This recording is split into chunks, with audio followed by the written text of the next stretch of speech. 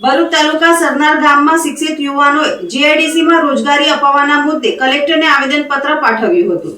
ભરૂચ જિલ્લા કલેક્ટર કચેરી ખાતે ભરૂચ તાલુકાના સરનાર ગામના શિક્ષિત યુવાનો અને આગેવાન અબ્દુલ કામઠી દ્વારા એક આવેદનપત્ર પાઠવવામાં આવ્યું હતું, જેમાં જણાવ્યા અનુસાર સરનાર ગામથી માત્ર 1 કિલોમીટરના અંતરે વિલાયત અને સાયખા જીઆઈડીસીમાં આવેલ કંપનીમાં સ્થાનિક યુવાનોને રોજગારી નહીં આપવામાં આવતી હોવા સાથે બહારગામથી આવતા લોકોને નોકરી આપવામાં આવતી હોવાના આક્ષેપ કરવામાં આવ્યા હતા અને સ્થાનિક શિક્ષિત યુવાનોને નોકરી આપવામાં આવે તેવી માંગ કરવામાં આવી હતી।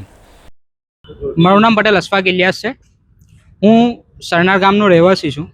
અમારા ગામથી લગભગ 800 થી 1 કિલોમીટર સમથિંગના એરિયાના અંદર મહાકાઈ જીઆઈડીસી અથવા વિલાયત industrial estate, Saykha industrial estate આટલી બધી કંપનીઓ આવેલી હોવા છતાં જેના અંદર નામચીન કંપનીઓ જેવી કે આદિત્ય બિરલા ગ્રાસિમના 3 plant, epoxy division, cellulosic division, chemical division, સામે ઝુબિલિયન પ્લાન્ટ, ત્યાર પછી નાના મોટા એવા ઘણા પ્લાન્ટ હોવા છતાં પણ અમારા ગામના નવયુવાનો પાસે ટેકનિકલ નોલેજ હોવા છતાં, ટેકનિકલ ડિગ્રીઝ હોવા છતાં, આઈટીઆઈ કરેલા હોવા છતાં અને અમારી પાસે MBA છોકરાઓ હોવા છતાં પણ જો અમને રોજગાર ના મળતો હોય તો અમારે આ જીઆઈડીસી આટલે મોટા ઇન્ડસ્ટ્રીયલ એસ્ટેટનું કામ શું છે, જેનું ટોટલ પોલ્યુશન અમારી આસપાસના અમારા ગામડાઓ વેચતા હોય છતાં પણ જો અમને રોજગાર ના મળે તો અમારે કોનો દરવાજો ખખડાવો? એના માટે આજે અમે લોકો ભરૂચ કલેક્ટરશ્રીને એક આવેદન આપવા માટે આવેલા છે અને અમારી માંગણી છે સરકારશ્રી પાસે પણ, અમારા તાલુકાના ધારાસભ્યશ્રી પાસે પણ,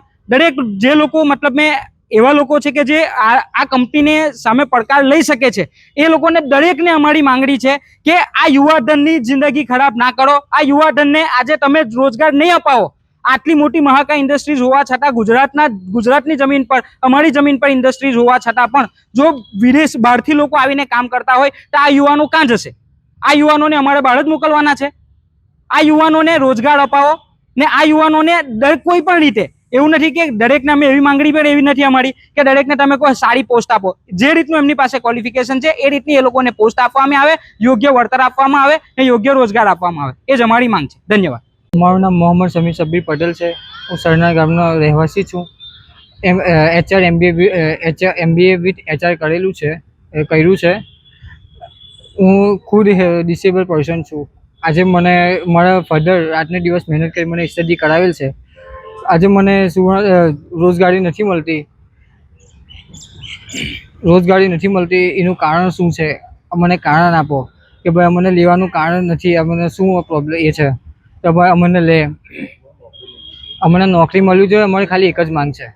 આજે અમે ભરૂચના કલેક્ટર સાહેબને એક રજૂઆત કરવા આવેલા છે ગામના યુવાનો અને આગેવાનો સાથે કે ભાઈ આ જે નવયુવાન દીકરાઓ છે એમને અહીંયા સારી રોજગારી મળે, રોજગારીની તકો મળે, તો જેથી કરીને આપણા ભારત દેશના જે નવયુવાનો છે જે વિદેશમાં જઈ અને કામ ધંધા અર્થે જાય છે એ ન જાય, કેમ કે જ્યારે 200 મીટરના અંતરે આટલી મોટી જીઆઈડીસી આવેલી હોય અને જો ગામના નવયુવાનોને નોકરી ન મળતી હોય તો યોગ્ય નથી। એટલે આજે અમે ભરૂચના કલેક્ટર સાહેબને એક આવેદનપત્ર આપી અને ગુજરાત સરકાર પાસે એક માંગ કરી કે સરનાર ગામમાં જેટલા પણ નવયુવાનો બેરોજગાર છે, જેમની પાસે ડિગ્રી છે, ભણતર છે, શિક્ષણ છે, પરંતુ એમના વિસ્તારમાં, એમના ગામમાં જીઆઈડીસી આવેલી હોય ને જો એમને નોકરી ન મળતી હોય તો સરાસર સરનાર ગામના લોકો સાથે અને સરનાર ગામના નવયુવાનોને અન્યાય થયેલો છે।